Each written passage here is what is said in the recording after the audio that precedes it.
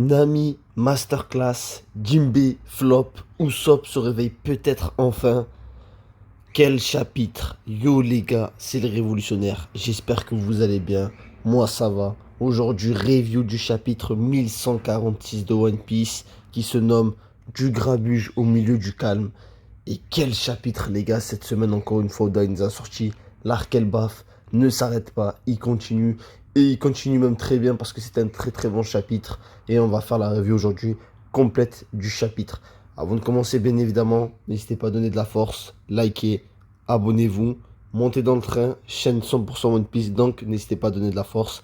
Et nous, on commence tout de suite avec la mini-aventure de Yamato et Ulchi. On va s'arrêter quelques secondes sur la petite mini-aventure parce que ça commence à devenir intéressant parce que Ulchi, vu que Yamato a sauvé Page One de Wuzu, décide de devenir la subordonnée de Yamato comme les fourreaux rouges avec Oden. Donc sûrement, la théorie a beaucoup tourné, tout le monde le disait, que Yamato en gros va devenir la nouvelle Oden et qu'elle va rassembler l'équipage de Kaido et devenir la nouvelle chef. Maintenant, jusqu'à où ça va aller? Parce qu'il y aura sûrement tous les Tobiropo, donc Page One, Ulchi, Wuzu, Sasaki, Black Maria, il y aura sûrement ces 5 là, ils seront. Mais est-ce qu'on aura du King et du Queen? Et du Jack? Surtout King. Tu vois, moi, c'est vraiment King qui m'intrigue parce que King a des choses à raconter. King, c'est un Lunaria. King, il connaît des choses. Donc, moi, c'est vraiment lui qui m'intéresse. Est-ce que la mini-aventure ira jusqu'à là? On ne sait pas. Je pense que je ferai une vidéo à la fin de la mini-aventure de Yamato pour vraiment faire une review complète de cette mini-aventure.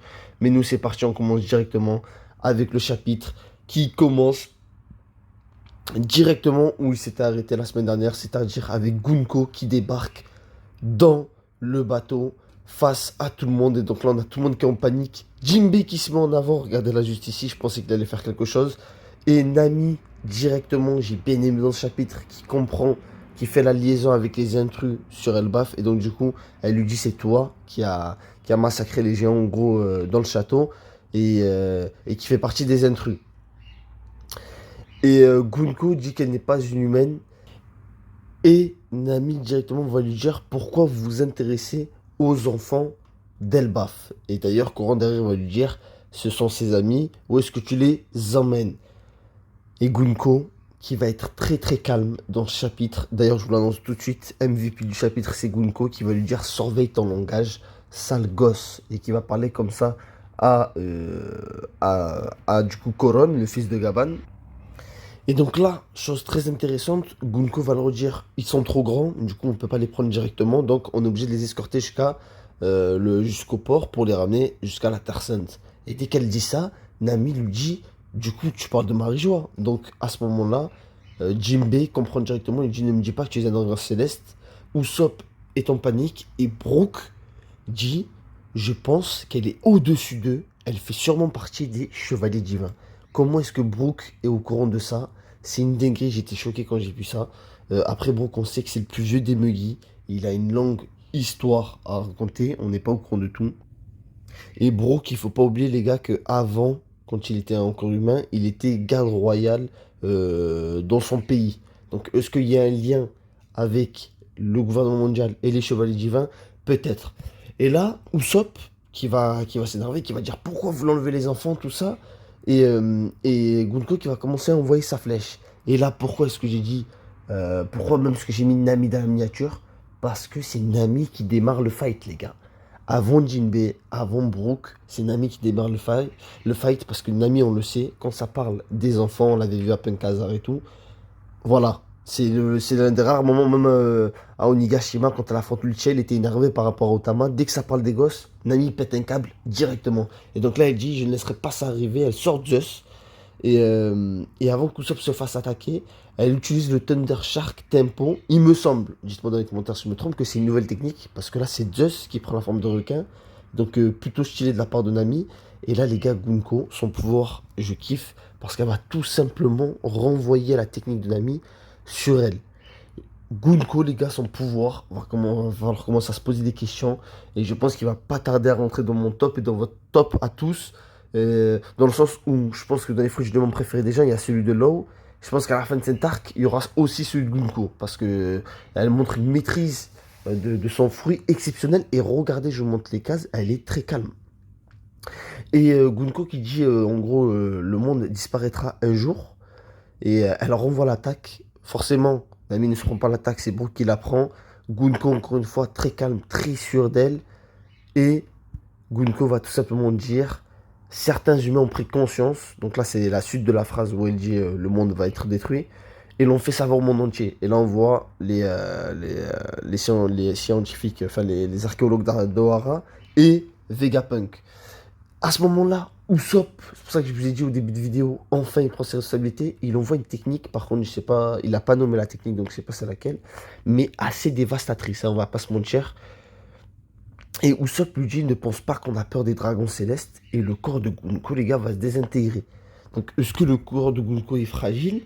Je ne sais pas, mais Usopp a désintégré avec. Ou alors c'est la technique d'Usopp qui est forte, mais il a désintégré son corps. Bon, c'est dommage parce qu'il fait un truc stylé et 2 secondes après il fait le cassos. Mais bon, c'est le personnage d'Usopp qu'est-ce que vous voulez. Et là, les gars, dinguerie, officielle.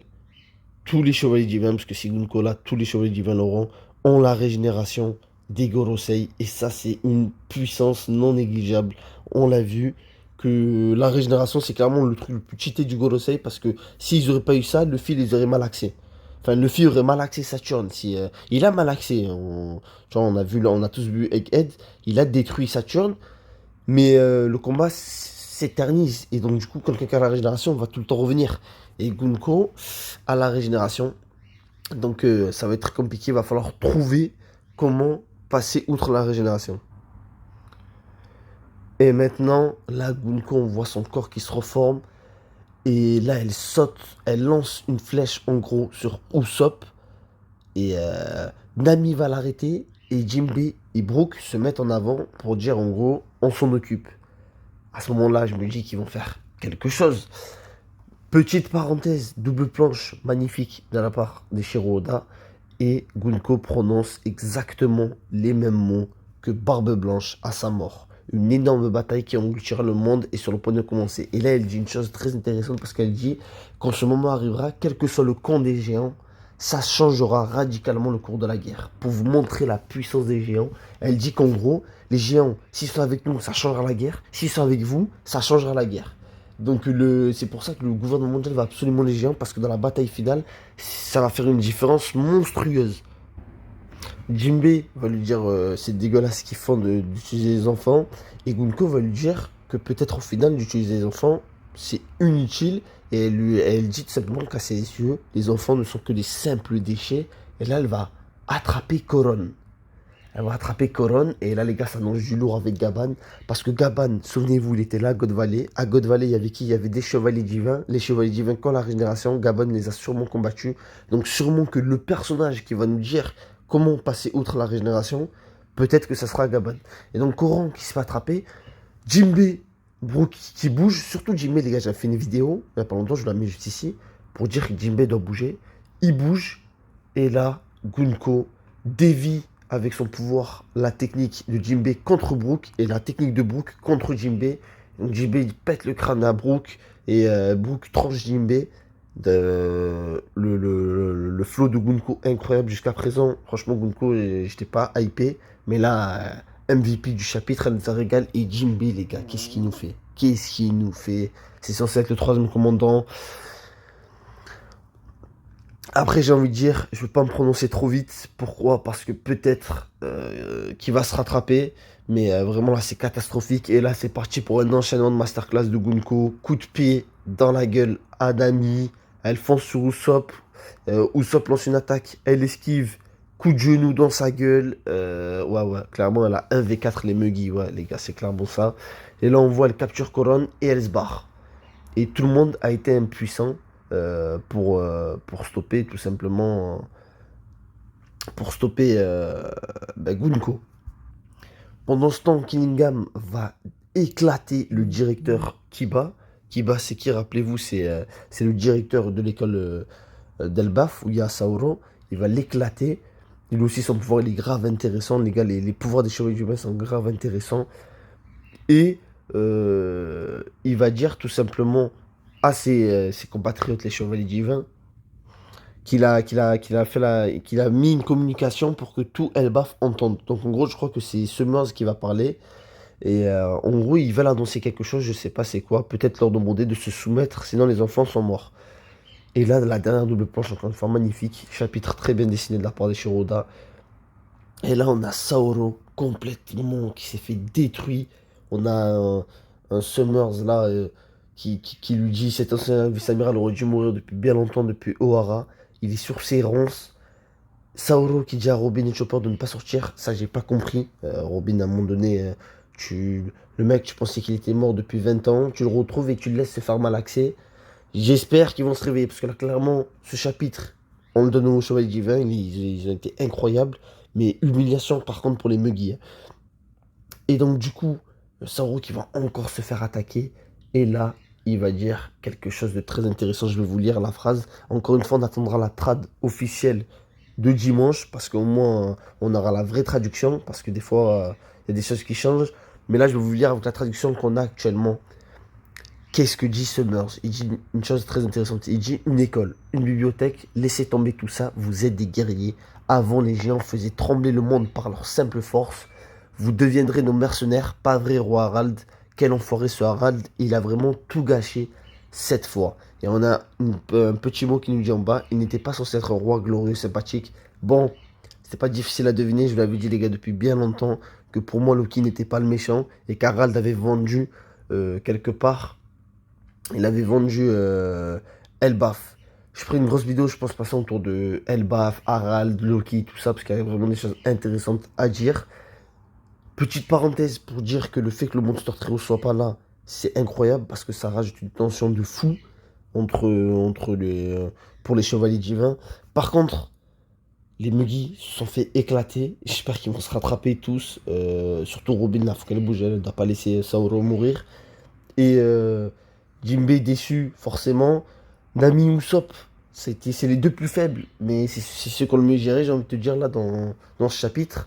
Et incroyable, le Chevalier Divin, je pense qu'on les a un peu trop sous-estimés, qu'il va falloir les prendre en compte à partir de maintenant. Parce que là, ce qu'ils nous ont montré, ce que Gunko nous a montré, c'était vraiment fort, hein. Elle a 1v4 l'équipage. Mais après, personne n'est KO. Donc, tranquille. Mais après, je l'ai senti calme, serein.